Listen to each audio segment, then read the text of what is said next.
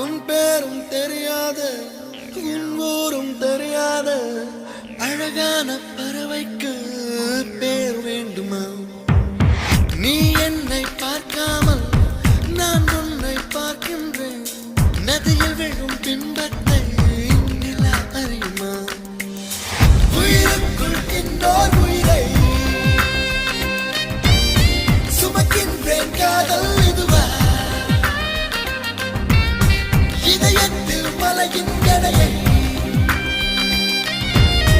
உணர்கின்றேன். காதல்